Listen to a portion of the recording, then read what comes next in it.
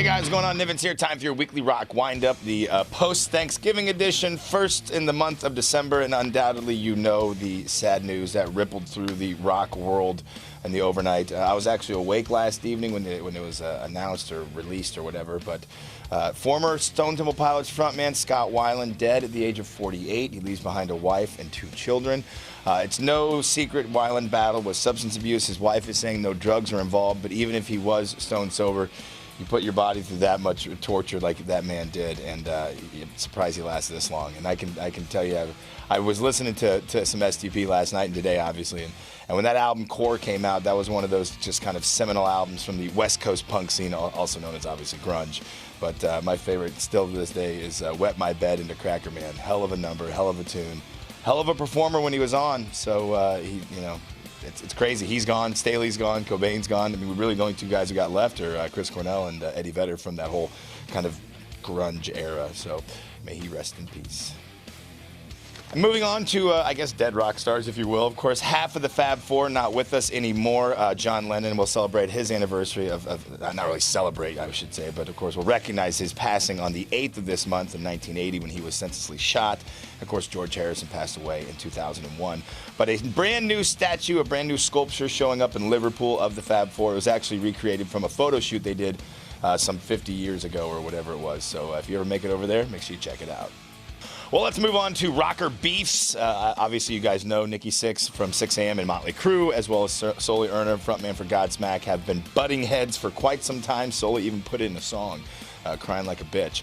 But recently, Sully was on Hatebreed frontman Jamie Jass's podcast, had this to say about Nikki. I'll say it straight out, I've never met a bigger fucking dick in my life than Nikki Sixx. He's a douchebag. He's straight up a fucking douche, and I don't give a fuck what he says. He knows exactly where I am, and he knows exactly how he can find me anytime that motherfucker has the balls to come and look me up. And I'll say it straight out on your podcast. He's a dick, man. He just treats people like shit. Well, on Monday, Nikki Sixx had kind of a Q&A session on social media. Someone asked him about the recent beef or the recent spat that Sully had to say about him. Nikki's 2-word answer, poor baby. And we'll move along to some follow-ups on announcements about music and music that's coming out and all that kind of jazz. Of course, Tool tickets went on sale this morning, sold out in 45 minutes, so good luck on getting those. But speaking of Hatebreed, they just recently signed with Nuclear Blast, and they're going to look to kick out some new stuff in the spring of 2016. They're working with Chris Zeus Harris, who's worked with everybody from Rob Zombie, Suicide Silence, and Whitechapel. I've talked about before, but Sebastian Bach's Bio is coming out. Finally, we've got a release date for 18 in Life on Skid Row, and that will be April 12th of 2016. For All Kings coming from Anthrax on the 26th of February, since we're in December? Right, we're in December.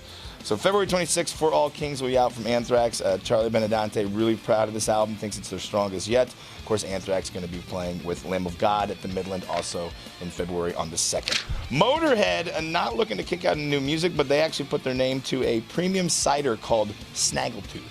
I'm pretty sure it's going to jack you up. And Mr. Rob Zombie has a brand new record ready to go. He's going to roll it out sometime next year because he wants to focus on his horror movie, crowdsource funded horror movie 31. That will see the light of day, or at least make its debut at what's the big film festival they do out there? What's it called? Anyway, it's the Rob Redford one. Sundance. There it is. Sundance. Thank you, guy behind the camera, for miming that to me, charadesing it to me. 2 words sounds like. I'm Nivens. Thank you very much for tuning into your weekly rock wind-up. Have a great weekend doing whatever it is you do, and